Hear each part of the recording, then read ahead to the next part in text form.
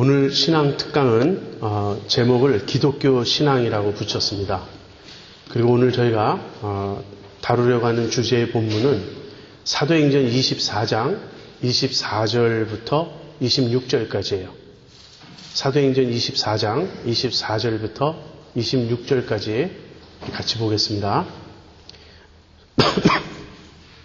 수일 후에 벨릭스가 그 안에 유대 여자 드루실라와 함께 와서 바울을 불러 그리스도 예수 믿는 도를 듣거늘 바울이 의와 절제와 장차 오는 심판을 강론하니 벨릭스가 두려워하여 대답하되 시방은 가라. 내가 틈이 있으면 너를 부르리라 하고 동시에 또 바울에게서 돈을 받을까 바라는 거로 더 자주 불러 같이 이야기하더라. 오늘 이 본문의 배경은 이렇습니다. 바울이 그 3차에 걸친 선교 여행을 하죠. 그러면서 특별히 그 마게도냐와 아가야 그 지방을 이렇게 선교 여행을 할 때 그곳 교회들로부터 예루살렘의 그 가난한 교회를 돕자는 호소를 하고요. 그들에게 구제 헌금을 모금했습니다. 이제 그 구제 헌금을 모은 것을 가지고 그걸 전달하기 위해 바울이 예루살렘에 왔어요. 근데 바울이 예루살렘에 왔을 때 이제 성전에 들어가서 그 의식을 행하려고 하는데 바울이 이 이방 지역에서 복음을 전하는 걸 들었던 유대인들, 그들이 이제 바울이 유대교 신앙을 파괴하는 자라고 생각했기 때문에 바울이 성전에 나타난 것을 보고 소동을 벌였습니다. 이 사람이 이 성전을 더럽히고자 이곳에 들어온 것이다. 물론 오해죠. 전혀 그렇지 않은데, 그래서 바울이 예루살렘에 왔을 때 유대인들로 인해서 폭동이 일어나고요. 바울이 테러를 당할 그런 위험에 놓였습니다. 그때 이제 로마의 그 백부장이 그 바울을 구출하고요. 그 다음에는 바울을 죽이기로 공모한 유대인들이 많아서 예루살렘에 두었다가는 위험하다고 생각해서 어떻게 하냐면 그 예루살렘 북쪽에 조금 떨어진 가이사랴라고 하는 곳으로 바울을 보냅니다. 그 가이사랴에 조금 못 미친 곳에 그때 이제 유대 총독의 그 관저가 있었어요. 그리고 그 당시 유대를 다스리던 로마의 총독은 벨릭스였습니다. 그래서 그 이제 가이사랴 쪽에 그 총독의 관저에 이제 바울이 갇혀 있는데 그 벨릭스가 그 안에 유대 여자 드루실라와 함께 바울을 만나러 옵니다. 그리고 바울로부터 기독교에 대해서 듣게 돼요.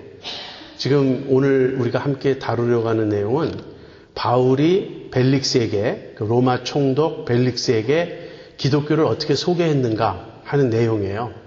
근데 여기 보면 의와 절제와 장차 오는 심판을 강론하니 이렇게 말하고 있습니다. 여러분, 기독교 신앙을 간단히 요약하면 어떻게 요약할 수 있을까요? 어떤 분이 그렇게 말씀하시더라고요.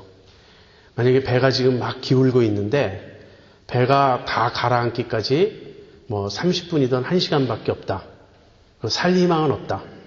그래서 이제 모두가 죽음을 기다릴 때 옆에 있는 사람에게 내가 복음을 전해야 한다면 그 30분 내지 1시간 동안 어떻게 복음을 전할 수 있을 것인가?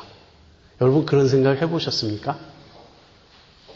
네, 어떤 분은 엘리베이터 타고 올라가는 중에 복음을 전한다고 하는데요. 저는 그게 어떻게 가능한지 모르겠어요. 뭐 한 100층쯤 올라가면 또 모를까. 몇 층 올라가는 사이에도 복음을 전한다 그래요. 만약에 비행기를 타고 간다면 한 2시간 정도 같이 날아가는데 내 옆에 앉아 있다면 어떻게 복음을 전할까? 이런저런 생각을 해보게 되죠. 가장 간단한 건 사형리를 생각할 수 있을 거예요. 사형리 그 조그만 소책자를 이용해서 읽어주고 소개하면 한 20분 정도면 됩니다.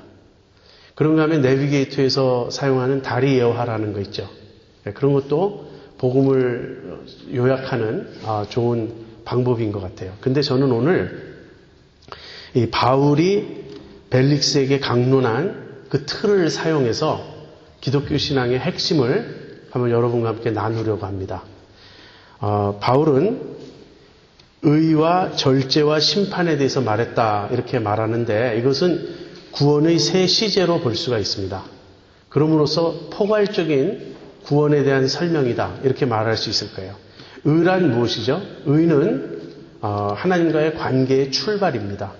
하나님과 올바른 관계를 맺는 것, 그것을 의라 그래요.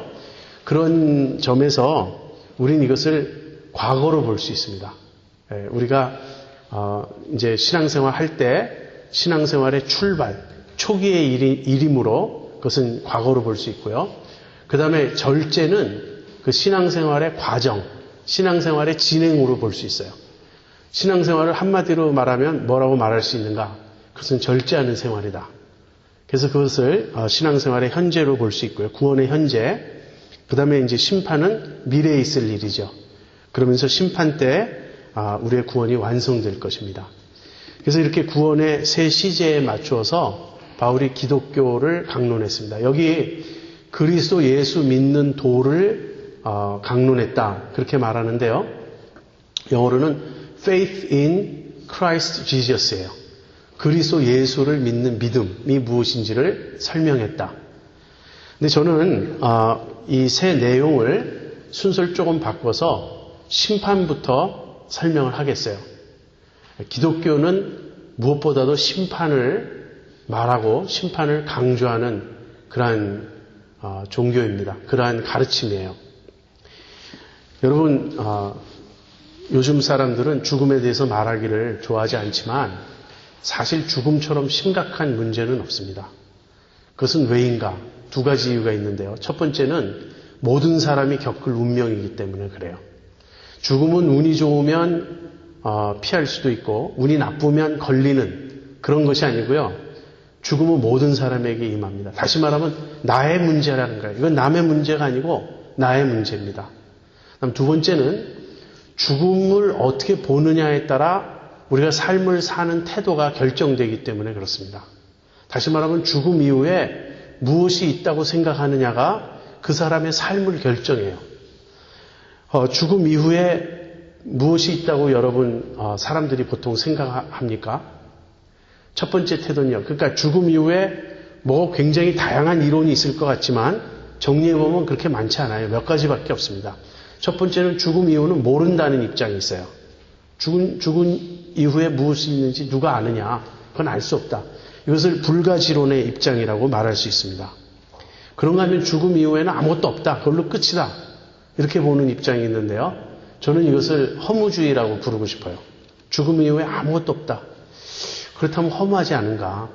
이 세상에서의 삶이 어떠했든지 죽음으로 끝난다면 너무 허무하지 않은가? 혹시 자살하는 사람들의 그 죽음관이 그런 건 아닌가 모르겠어요. 죽음 이후에 아무것도 없다고 생각하기 때문에 그냥 자살해버림으로써 삶의 어려움을 피하는 것은 아닌가. 세 번째는요. 죽음 이후에 윤회가 있다고, 다시 태어나는 그런 윤회가 있다고 믿는 것입니다. 힌두교나 불교의 그런 가르침이죠. 그다음 네 번째로는 죽음 이후에 심판이 있다는 입장이에요. 그것이 기독교의 입장입니다. 히브리서 9장 27절에 한 번 죽는 것은 사람에게 정하신 것이요 그 후에는 심판이 있으리니 이렇게 말하고 있습니다. 자, 이렇게 죽음 이후에 있을 일에 대한 다양한 견해가 있는데 이렇게 생각할 수 있어요. 결국은 어느 게 옳은지 아무도 알 수 없다. 그래서 각자 자기가 믿는 종교에 따라서 또는 자기의 소신에 따라서 생각하고 짐작할 뿐이지 누가 확실히 말할 수 있을까? 물론 기독교인인 저의 입장에서는 확실히 말할 수 있다고 생각합니다. 그렇지만 잠시 그러한 어떤 주장을 좀 접어두고요. 한번 이렇게 접근해 보고 싶어요. 여러분 유명한 파스칼의 내기 논증이라는 게 있어요. 내기해보라 라는 것입니다. 혹시 그 얘기 아십니까? 파스칼이 이렇게 말했어요. 팡세에서 하나님이 계신지 안 계신지 우리가 잘 모른다. 그렇다면 한번 내기를 해보라는 거예요. 하나님이 계시다는 쪽에 내기를 거는 겁니다. 그러면 하나님이 계시다고 내기를 걸었기 때문에 이 세상을 어떻게 삽니까? 경건하게 살고 올바르게 살려고 할 거예요. 그런데 죽어서 보니까 하나님이 계시지 않았어요. 그러면 손해볼 것 있느냐 하는 겁니다. 하나님 계시다고 믿었기 때문에 내가 삶을 올바르게 착실하게 살았다면 나중에 하나님이 계시지 않는 것으로 판명된다 하더라도 손해볼 게 뭐 있느냐. 근데 반면에 하나님이 계시지 않는다는 쪽에 걸어보라는 거예요. 그럼 하나님이 계시지 않는다고 생각하니까 허랑방탕하게 살 수 있죠. 어쩌면 이 죄 가운데 살 수도 있죠. 근데 막상 죽었을 때 하나님이 계시면 어떻게 되느냐는 거예요. 그럼 그것 이상 곤란한 일이 없죠. 그래서 하나님이 계시다는 쪽에 걸면 어느 쪽으로 나오든지 손해볼 게 없어요. 만약에 하나님이 계시다는 쪽에 걸었는데 하나님이 정말 계신다면 너무너무 다행스러운 일이고요. 하나님이 안 계시더라도 이기면 이겼지 손해볼 건 없다. 그것이 파스칼의 주장입니다. 반면에 하나님이 계시지 않는다 쪽에 걸면 이룰 것밖에 없다는 거예요. 하나님이 계시지 않는다고 생각했기 때문에 이 세상에서의 삶도 소홀히 살 것이고 만약에 죽었을 때 하나님이 정말 계신다면 그것 이상 낭패가 없는 것이죠. 그런데 이 내기 논쟁을 조금 더 깊게 들어가 보면 무슨 얘기냐면 심판 이야기예요. 하나님이 계시다 하더라도 그 하나님이 심판하지 않고 누구나 다 용서하고 다 받아주는 하나님이라면 또 다른 문제가 되겠죠. 지금 파스칼은 하나님이 계시다는 말로 무엇을 의미하냐면 하나님의 심판이 있을 것이다. 지금 그걸 이야기하는 겁니다. 그래서 저는 여러분이 이 몇 가지 입장에 어느 쪽에 내기를 거는 게 가장 현명할 것인가 한번 생각해 보시라고 말씀드립니다. 저는 그냥 심판이 있고 하나님 계시다고 믿는 입장이지만 만약에 내가 틀렸다 해도 저는 크게 손해볼 게 없다는 게 제 생각이에요. 죽음 이후에 아무것도 모른다. 만약에 불가지론이라면 그게 뭐 모르니까 더 이상 얘기할 필요가 없죠. 근데 죽음 이후에 끝이다. 그럼 저는 너무너무 허무할 것입니다. 허무할 것이지만 죽음 이후에 끝이라고 해서 하나님이 계시고 심판이 있다고 믿고 사는 저의 삶이 억울할 이유는 전혀 없습니다. 그 다음 만약에 윤회가 있다. 윤회가 사실이다. 그거 해도 저는 그거 별로 두렵지 않아요. 제가 다음 생에 글쎄 뭐 어떤 모습으로 다시 태어나서 윤회할지는 모르지만 윤회에 대한 저의 가장 큰 제가 느끼는 문제점은 무엇이냐면 의식이 연결되지 않는다는 거예요. 우리가 사실 전생이 있고 다 예전부터 이렇게 수없이 윤회해서 오늘 이 세상에 태어난 것이라 한다 할지라도 내가 전생에 대해 아무 기억이 없는데 전생에 나와 지금의 나와 무슨 관계가 있는가. 마찬가지로 내가 내세에 다시 태어난다, 다음 생에 다시 태어난다 해도 지금의 나를 기억 못하는데 그게 무슨 관계가 있는가 하는 그런 생각이 듭니다. 근데 심판이 있다면 죽음은 굉장히 엄숙한 문제예요. 죽음이 왜 큰 문제인가? 죽음 이후에 심판이 있기 때문에 그렇습니다.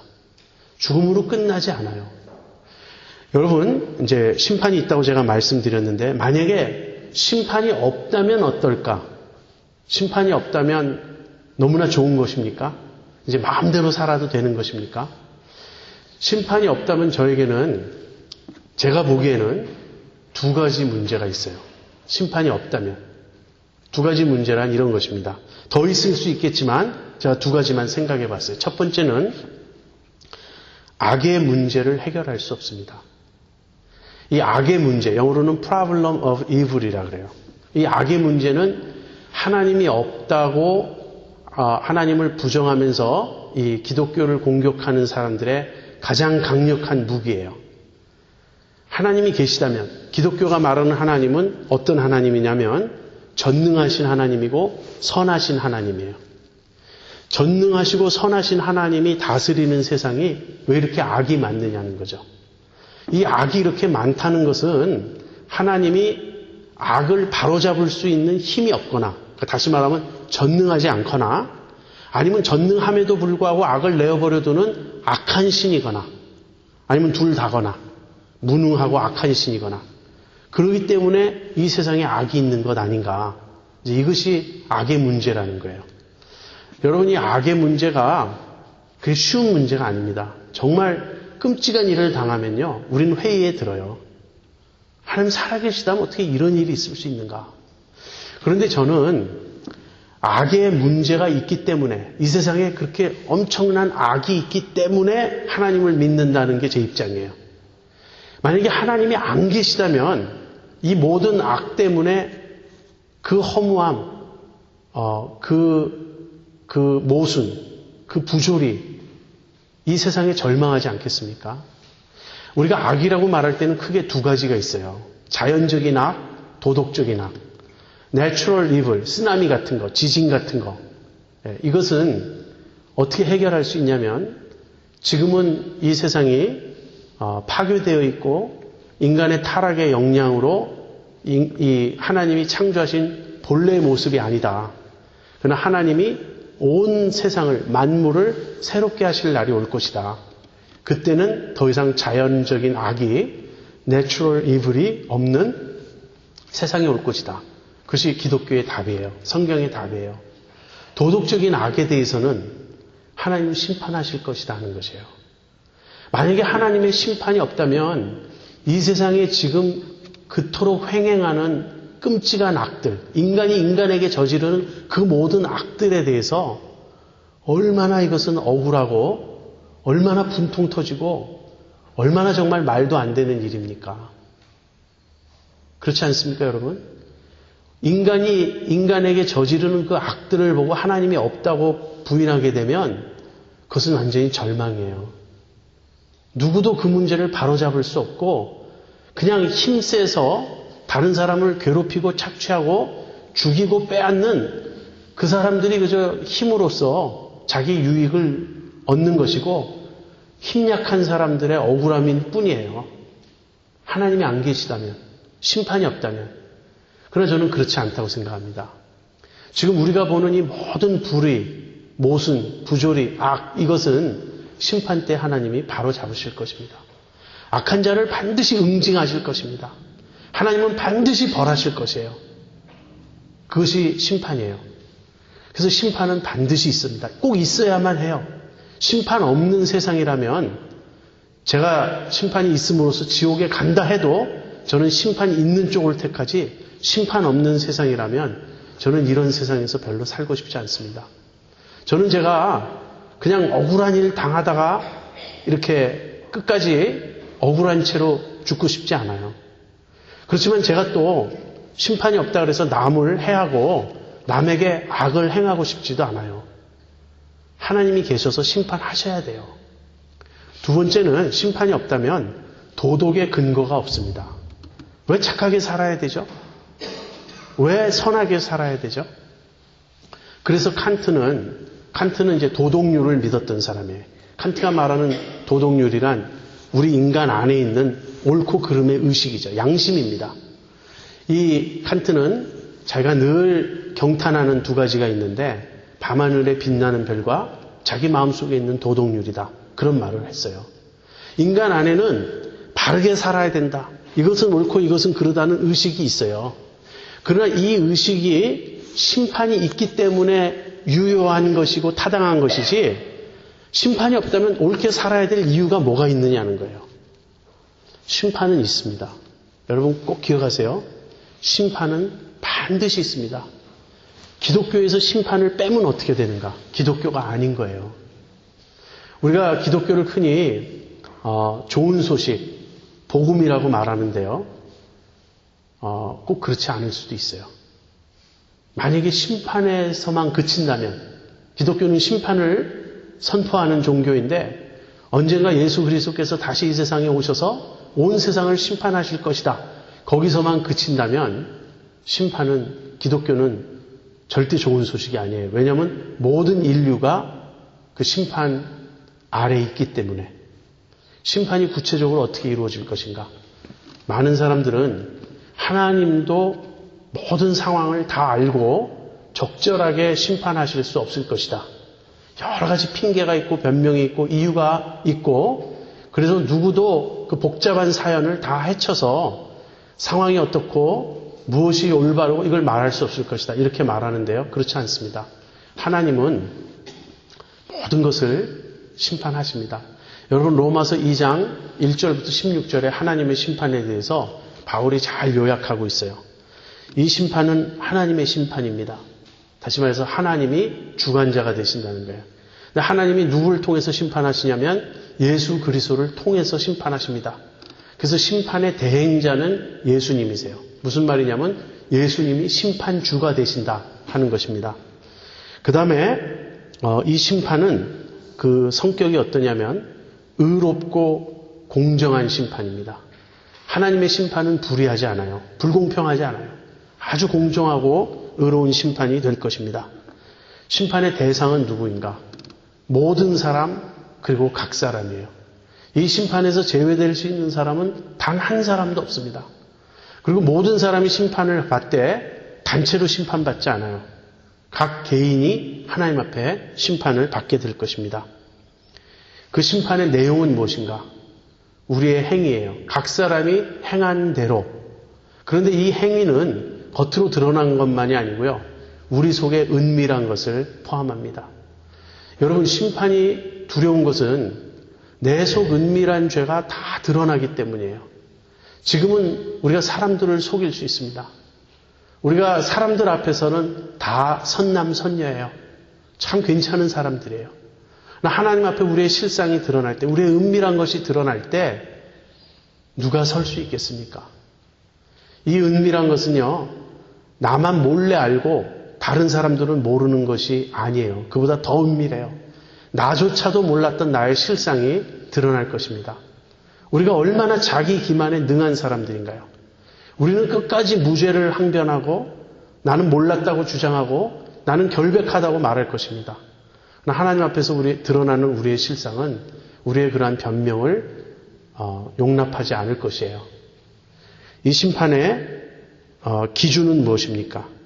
그것은 유대인에겐 율법이고 이방인에겐 양심이에요.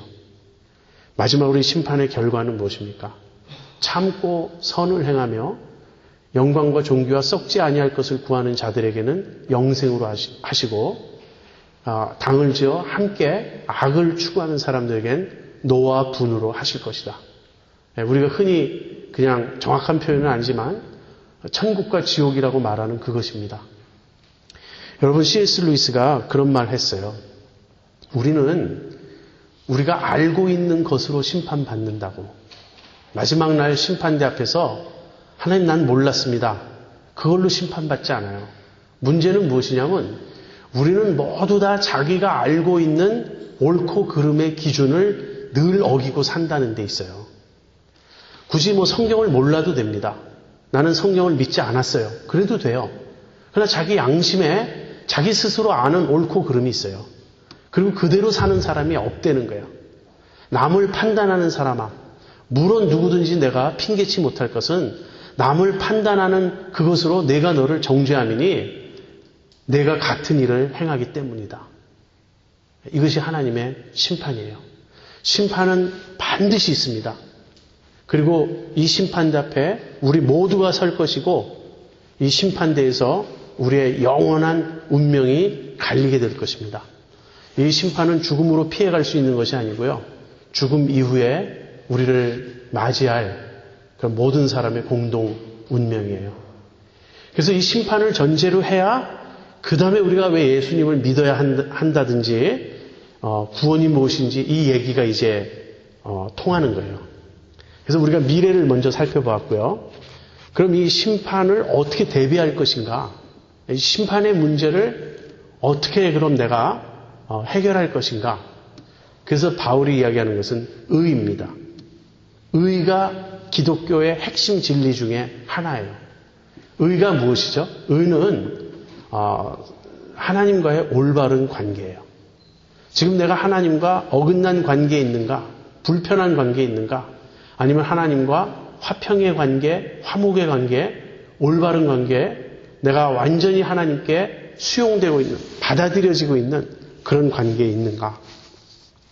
하나님은 어떤 자를 받아들이시냐면요. 하나님의 성품과 하나님의 뜻에 온전히 합한 사람을 받아들입니다. 다시 말하면 죄인을 거부하시고요. 의인을 받아들이세요. 이것이 문제인 거예요. 우리가 어떻게 하면 하나님께 용납될 수 있을까? 여러분, 구제를 많이 하면 천국의 보물을 쌓는 것이라 그랬죠. 그런 것일까요? 그래서 그냥 이 세상 사는 동안에 천국이라고 하는 어떤 은행에다가 계속 갖다가 입금하면 나중에 하나님 앞에 갔을 때 내가 정말 저축액이 많구나. 당연히 너는 천국에 들어와야지. 그러실까요? 그거 아니에요. 자, 하나님과의 그 올바른 관계가 의라면 우리 인간의 실상은 무엇이냐면요. 의가 아니고 죄라는 것입니다. 우리는 지금 하나님과 어그러진 관계에 있어요. 죄가 무엇인가 이렇게 말하면 많은 사람들은 죄를 보통 사람보다, 즉 우리가 흔히 생각하는 어떤 정상적인 경우에서 많이 벗어난, 극도로 타락한 무엇이 죄일 것이라고 생각합니다. 성경적으로는요, 그것이 죄가 아니고요. 핵심적으로 말한다면 하나님의 영광에 이르지 못하는 것이 죄예요. 하나님의 영광이란 말은 하나님이 우리에게 요구하시는 완전한 수준을 말합니다. 무엇이냐면 그것이 예수님이에요. 예수님의 수준이 하나님의 영광의 수준이에요. 거기에 이르지 못한 것은 죄입니다. 우리는 죄를 두 가지로 나누어서 생각해 볼 수 있어요. 행동의 죄를 생각할 때 첫 번째는 하지 말라는 것을 하는 죄예요. 이걸 영어로는 commission이라고 합니다. sin of commission. 죄를 범하는 거죠. 그런가 하면 하라는 것을 하지 않는 죄가 있어요. 이걸 sin of omission이라고 합니다. 여러분, 아담과 하와가 선악과를 따먹은 건 무슨 죄죠? 커미션의 죄죠. 하지 말라고 한 걸 한 거예요. 그러니까 이 바운더리를 넘어간 겁니다. 금하신 것을 넘어간 거예요. 그래서 이것은 아담과 하와가 범한 죄인데 사실은 범하기 이전에 또 다른 죄가 있어요. 아담과 하와가 하나님의 말씀을 온전히 신뢰하지 못했어요. 믿어야 할 만큼 믿지 못했어요. 그러니까 사탄의 꼬임에 넘어간 거고 하나님을 의심하게 된 겁니다. 그래서 하나님을 온전히 신뢰하지 못하는 이것이 벌써 죄예요. 그러니까 선악과를 따먹기 전에도 이미 아담과 하와는 문제가 있었던 거예요. 어떤 사람들은 커미션의 죄만 생각해요. 그래서 나는 다른 사람 해친 일 없고 나는 다른 사람 속인 일 없고, 물론 이것도 다 거짓말입니다. 우리는 남을 많이 미워했고요. 남을 많이 속였어요. 어쨌든 안 했다만 이야기합니다. 그러나 주님이 우리에게 물으시는 것은 너는 내 이웃을 너 자신처럼 사랑했느냐? 내가 너에게 하라고 한 일을 너는 했느냐? 너는 마음과 뜻과 성품을 다하여 하나님을 사랑했느냐? 우리 중에 아무도 그렇게 한 사람이 없죠. 더군다나 성경이 말하는 죄는요, 행동 이전에 마음의 부패입니다. 우리 인간 마음이 타락해 있고 부패해 있어요. 삐뚤어져 있어요. 우리는 모두 자기중심적이고 자기라는 우상을 섬기고 있습니다. 인간은 겸손하지 않고 교만하며 인간은 진실하지 않고 거짓됩니다. 하나님 앞에 모든 인간은 부패했습니다. 자, 하나님은 의를 요구하시는데 문제는 인간이 죄인이라는 거예요. 이 죄의 결과는 무엇이냐면 성경적으로 말할 때 죽음입니다. 죄의 결과는 죽음인데 로마서 6장 23절에 죄의 삭은 사망이요 그랬죠. 근데 이 사망은, 성경이 말하는 사망은요, 존재의 중단이 아니라 분리입니다. 그래서 육체적인 죽음은 몸과 영혼의 분리예요. 우리 몸이 죽는다는 말은 몸에서 영혼이 떠나는 것입니다. 그럼 이게 죽은 몸이 돼요. 그럼 영적 죽음은 뭐죠? 우리의 영이 하나님과 분리되어 있는 거예요. 영이 없다가 아닙니다. 예수 믿지 않는 사람들, 모든 인간들이 다 영이 있어요. 그러니까 모든 인간은 영적 활동을 합니다. 예를 들면 무당은 얼마나 영적인가요? 영계랑 통하잖아요. 그러니까 영이 있어요. 근데 이 영이 있다 없다의 문제가 아니라 영이 거룩하신 하나님과 교통하는가, 하나인가, 연합되어 있는가, 아니면 분리되어 있는가에 따라서 영이 살았다 죽었다 하는 것이에요. 영이 죽어 있습니다. 그 다음에 성경이 말하는 둘째 사망이라는 게 있어요. 둘째 사망은 뭐냐면 영원한 죽음을 말하는 거예요. 심판 때 그리스도를 믿지 않는 사람들, 구원받지 못한 사람들은 영원한 불못에 던져지는데 이것을 둘째 사망이라고 한다. 이 말은 영원한 분리라는 말이에요. 영원한 분리. 하나님과 우리가 지금은 연합될 그 기회가 있어요. 지금은 다시 하나 될 수 있는 가능성이 있어요.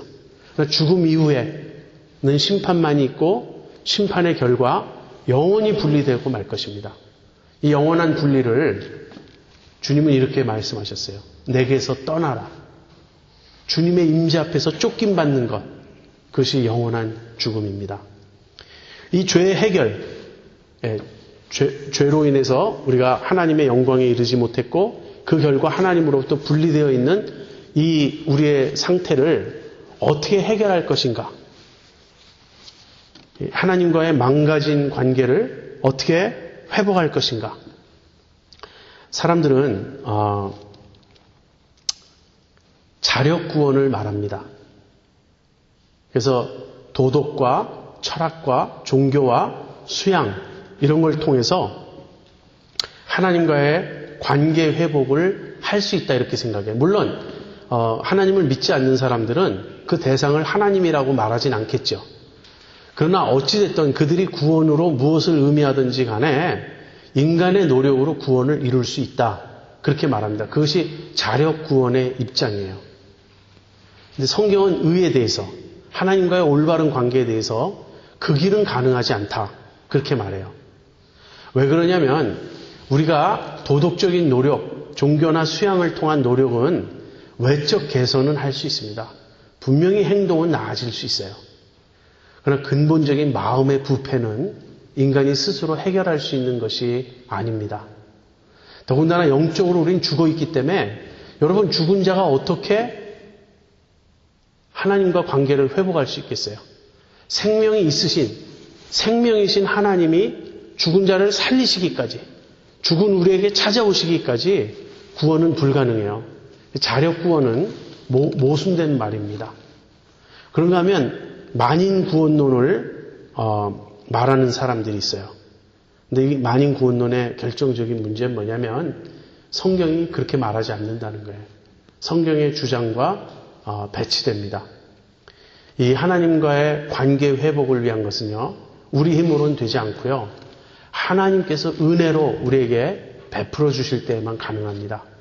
그래서 하나님께서 은혜로 우리에게 구원을 베풀어 주시는 그 길이 무엇이냐면 그리스도의 대속이에요. 그리스도께서 우리를 하나님과 관계 회복하시기 위해서 그리스도께서 하나님과의 관계가 끊어지는 겁니다. 그리스도가 우리 대신 죄의 형벌을 받음으로써 그 주님이 받으신 죄의 형벌이 뭐죠? 그것이 십자가예요. 근데 제가 여러 번 말씀드렸죠. 십자가의 핵심은 하나님으로부터 버림받는 거라고. 그리스도께서 하나님으로부터 버림받으심으로써, 그리스도께서 하나님으로부터 분리되심으로써 우리가 이제 하나님과 하나 될 수 있게 하셨어요. 우리를 회복시킬 수 있는 그 길을 그리스도께서 마련하셨어요.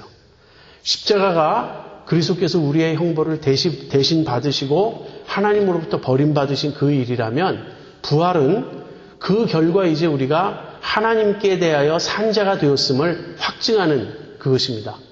이제 우리가 하나님께 용납되었음을 보여주는 것이 부활이에요. 부활하셨다라는 말은 예수님을 하나님이 받아주셨다라는 그 말이거든요. 그 예수 믿는 우리는 예수님 안에서 하나님께 용납된 자들, 하나님께 의롭다함을 받는 자들이 된 것입니다. 이 일은 어떻게 가능한가? 우리가 예수님을 믿음으로써 가능합니다. 하나님께서 구원을 우리에게 선물로 주세요. 내 아들 그리스도를 통하여 너희가 살 길이 있다. 너희들이 다시 나와 회복될 수 있다. 그러면서 그리스도를 우리에게 내어 미셨고요. 우리가 그 그리스도를 믿을 때, 다시 말하면 그 그리스도를 붙잡을 때, 그리스도를 영접할 때 우리는 하나님과 관계가 회복되는 것입니다. 이것이 성경이 말하는 의예요.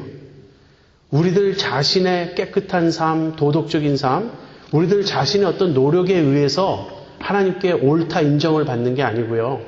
우리는 죄인이었고, 우리는 죽었고, 우리는 실상 하나님과 반대되고 원수된 자들이었지만 하나님께서 은혜로 그리스도를 우리 자리에 죽게 하시고 다시 살리심으로써 우리를 받아주신 겁니다. 그래서 이 일은 처음부터 끝까지 믿음으로만 가능해요. 근데 여러분, 왜 하나님께서 믿음을 구원의 길로 정하셨을까? 한번 생각해 보신 적 있습니까? 어떤 분들은 그렇게 말하기도 해요. 아까 만인구원론, 제가 성경적 입장이 아니라 그랬는데 만인구원론을 주장하는 분들은 그렇습니다. 왜 하나님이 믿든지 말든지 누구나 다 용서해 주셔야 하지 않겠는가? 누구나 다 받아주셔야 하지 않겠는가? 근데 여기 오해가 하나 있습니다. 여러분, 믿음이 뭔지 아세요? 믿음이 하나님과의 올바른 관계예요. 믿음은 하나님과 올바른 관계를 회복하는 길이면서 또 동시에 올바른 관계예요. 내가 하나님과 올바른 관계를 맺는다라고 말할 때는 그것은 내가 온전히 하나님을 의지하고 하나님을 신뢰하고 전적으로 하나님을 믿는 그 자리에 서는 것입니다. 그래서 하나님께 구원을 받는, 의를 받는 것을 한편으로는 요구하면서 하나님과 올바른 관계에 서는 그 믿음을 거부한다는 것은요, 그 자체가 모순인 거예요. 여러분, 하나님과의 가장 올바른 관계가 무엇일 거라고 생각하세요? 그게 믿음이에요. 우리가 자녀들을 생각해 보면 이해할 수 있습니다. 우리 아이들이 우리에게 자기들이 어떤 것을 해서 그것을 근거로 우리에게 무엇을 해달라고 요구할 때, 제가 설교 때도 여러분에게 말씀드렸죠. 우리 아이가 저한테 선물을 했어요. 아빠 생일 선물이라고 자기가 심부름에서 받은 돈 그런 거 모아가지고 저한테 선물을 했어요. 그럼 저는 그것을 제 아들의 공로로 인정을 해줍니다. 그렇지만 그 모든 돈은 결국 내 주머니에서 나온 거예요. 근데 아들이 그렇게 하고 나서 저한테 자기가 선물을 했으니 이것저것 해주세요. 그렇게 요구할 수 있습니까? 제 아들의 존재 자체가 이렇게 말하면 좀 도를 넘어선 표현이긴 하지만 저로 말미암은 거 아니에요? 제가 자기를 낳아준 거 아니에요? 이게 하나님과 우리의 관계예요. 하나님께 우리는 모든 걸 다 빚지고 있습니다. 우리의 존재 자체, 우리의 생명 자체. 그렇기 때문에 하나님과 우리가 맺을 수 있는 올바른 관계는 하나밖에 없어요. 그거는 하나님 편에서는 우리에게 은혜를 베푸시는 거고요. 우리 편에서는 그것을 겸손히 믿고 받아들이는 거예요. 그래서 믿음은 하나님과 바른 관계를 회복하는 길일 뿐 아니라 바로 하나님과 바른 관계의 모습입니다. 믿음에 서지 않으면서 하나님과 바른 관계를 원한다는 것은 어불성설이에요. 그래서 기독교는 끊임없이 믿음으로 구원받는다. 그 말을 하는 것입니다. 자, 우리가 지금까지 두 가지를 이야기했어요. 기독교의 핵심 진리는 무엇인가? 기독교의 핵심 진리는 첫 번째, 심판이 있다는 것이고요. 두 번째는 이 심판에 대한 유일한 해결책은 믿음으로써 하나님께 용납되는 것, 믿음으로써 하나님과 화목되고 하나님께 의를 받는 것, 의롭다함을 받는 것이다. 자, 그 다음에 세 번째로 바울은 절제를 말합니다. 의가 우리의 구원의 출발이라면 절제는 우리 구원의 진행입니다. 절제란 이런 것이에요. 절제란 우리가 거룩하게 되어가는 모습입니다. 성화예요. 우리는 하나님과 관계가 회복될 뿐 아니라 하나님의 형상을 또 회복해야 됩니다. 우리가 하나님을 닮도록 창조되었거든요. 근데 우리가 죄로 인해서 우리가 가진 하나님의 형상이 망가지고 파괴됐어요. 그래서 우리가 하나님을 온전히 드러내지 못하고 하나님을 온전히 닮지 못했습니다. 우리 중에 아주 선한 사람이 있어요. 인간 가운데 아주 특출나게 성자처럼 선한 사람이 있죠. 그런 사람 보면은 하나님의 모습을 그래도 많이 보여줍니다. 그러나 그런 사람들조차도 하나님의 온전한 모습에 비할 때는 그것은 너무나 아닌 거예요. 너무나 망가지고 너무나 삐뚤어진 거예요. 그래서 이제 우리의 구원은 하나님과 관계를 회복할 뿐 아니라 하나님과 형상을 회복해야 되는 거예요. 하나님의 형상을 회복해야 하는 거예요.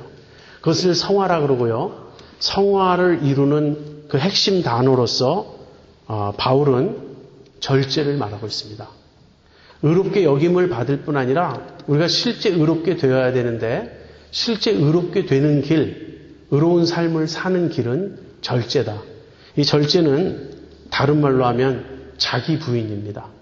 나를 쳐서 복종시키는 것, 내 속에 있는 이 자기중심성, 이 자아를 꺾고 자아를 죽이고 자아를 부인하는 것, 이것이 절제예요. 사랑의 이중계명을 아시죠? 하나님을 사랑하고 이웃을 사랑하라. 그것이 하나님의 자녀의 삶의 모습입니다. 그런데 사랑을 방해하는 가장 큰 적은 무엇이죠? 우리 자기예요. 우리의 자아예요. 우리의 자아가 살아있는 한 우리는 하나님도 수단으로 삼을 뿐입니다. 하나님이 우리의 목적이 아니라 나의 목적은 나 자신이고요.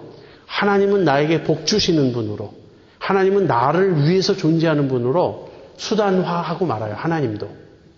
그리고 내 자아가 살아있는 한 우린 이웃을 사랑할 수 없습니다. 그래서 자기 부인이 우리의 그리스도인의 삶에 너무나 필수적인 요소이고 이것을 다른 말로 절제라고 하는 거예요.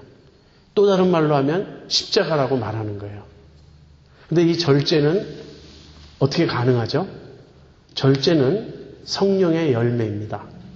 우리 스스로 할 수 있는 일이 아니에요. 성령께서 우리 안에서 역사하심으로써 가능한 일입니다. 그래서 우리의 성화, 우리가 그리스도인의 삶을 사는 것은 우리의 힘으로는 안 되고요.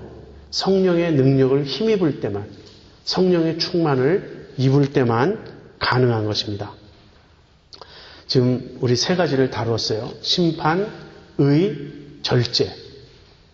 이 세 가지가 바울이 벨릭스에게 강론한 기독교 신앙의 핵심 내용이었어요.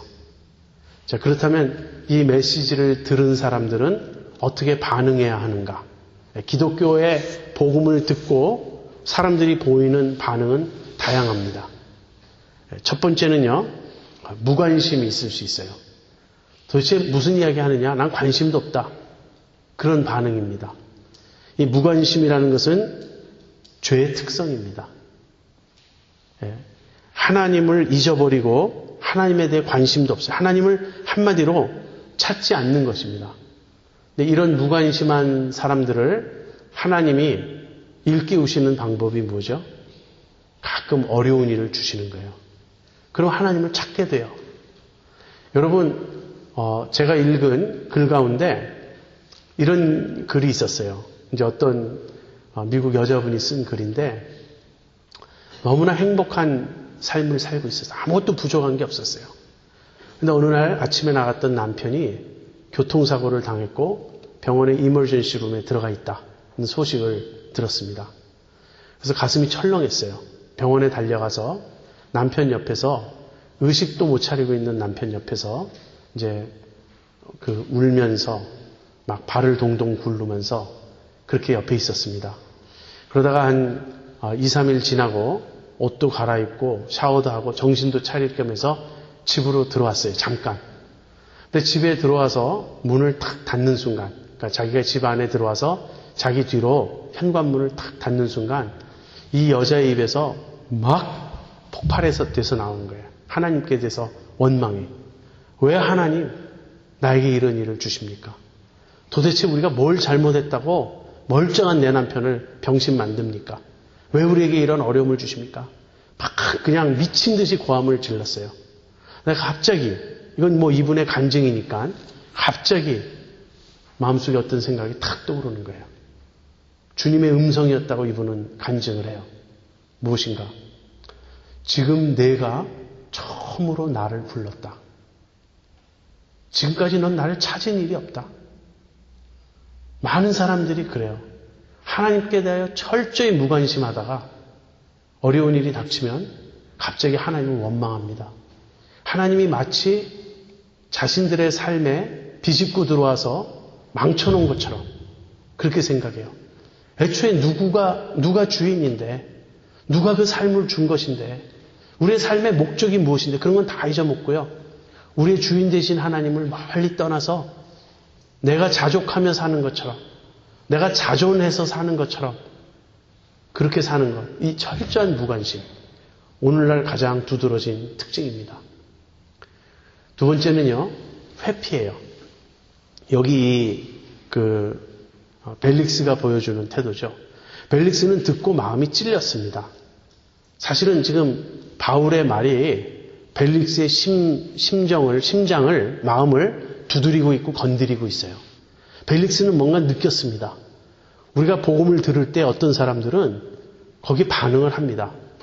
야, 그거 참 괜찮은 말인데, 또는 그 말이 진리라면, 진리일 것 같은데.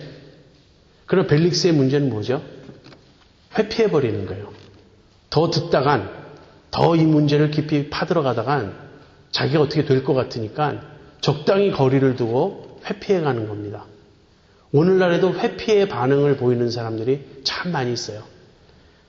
그 사람들은 하나님께서 그들의 마음을 두들기셨음에도 불구하고, 그거를 느꼈음에도 불구하고 의도적으로 귀를 막는 거예요. 의도적으로 외면하는 거예요. 그런가 하면 그릇된 방법으로, 그릇된 태도로 복음을 받아들이는 사람이 있습니다. 이걸 저는 기복주의의 태도라고 부르고 싶어요. 뭐냐면 예수를 믿긴 믿어요. 나 믿겠다. 받아들이겠다. 그렇게 말합니다. 그런데 받아들이는 이유가 무엇이냐면 하나님 그분을 사랑하고 싶다. 내가 정말 하나님 그분을 인정한다. 라기보다는요, 하나님을 믿으면 유익할 것 같으니까. 그래도 하나님을 믿어두면 어려운 일이 있을 때 보험 든 것 같은 그런 마음이 들 테니까. 하나님을 믿으면 복 준다고 하시니까. 이것은 믿음이 아닙니다. 믿음인 것 같지만 믿음이 아니에요. 여전히 하나님은 수단이지 목적이 아닙니다. 누가 목적이죠? 내가 목적인 거예요. 그래서 이것은 바른 반응이 아닙니다. 제가 여기 적지 않았는데 그 외에도 강력한 부인이 있죠. 듣고 나서 대적하고 기독교를 공격하고 이런 말들에 대해서 항거하는 그런 반응도 있을 수 있습니다. 근데 어떤 사람들은 이 복음을 들었을 때 의와 절제와 심판에 대한 기독교 신앙의 핵심 진리를 들었을 때 믿는 사람들이 있어요. 이걸 받아들이는 사람들이 있어요. 그런 태도를, 그런 반응을 회심이라고 말합니다. 즉 하나님의 심판을 들으니까 회개하지 않을 수 없는 거예요. 내가 죄인인데 하나님 저 잘못했습니다. 그렇게 회개하고 이제는 돌이켜서 내가 그리스도를 믿습니다. 내가 그리스도를 영접합니다. 내가 주님을 따르겠습니다. 이렇게 믿음의 반응을 하는 거예요. 이 회개와 믿음을 합쳐서 회심이라고 말합니다. 기독교 신앙에 대한 올바른 반응은 바로 이 회심인 거예요. 오늘 우리가 바울이 벨릭스에게 그 강론한 의와 절제와 심판이라는 그 주제를 우리가 간단히 살펴보았습니다. 기독교란 무엇일까요? 기독교 신앙이란 무엇일까요? 여러 가지를 말할 수 있겠지만 지금 우리가 핵심을 말했습니다. 언젠가 심판이 있을 것이다. 그리고 그 심판에 대한 유일한 해결책은 그리스도를 믿음으로 하나님께 용납되는 것뿐이다. 그게 의이다. 그리고 그렇게 하나님의 의를 선물 받은 사람들은 이제 절제하면서 실제 의로워지는 성화의 길을 가는 것이다. 우리 다 아는 내용을 다시 한번 제가 반복하고 정리했는데요. 이런 내용들이 우리 자신들의 신앙생활에도 뼈대가 되기를 바라고, 또 우리들이 다른 사람에게 복음을 전할 때 엘리베이터 타고 올라가면서는 이 내용을 다 설명할 수 없겠죠. 그러나 비행기 타고 한두 시간 간다든지 또는 어떤 사람하고 대화할 기회가 있으면 기독교 신앙의 핵심이 무엇인지 우리가 잘 소개해 줄 수 있기를 바랍니다. 자, 우리 기도하고 마치죠.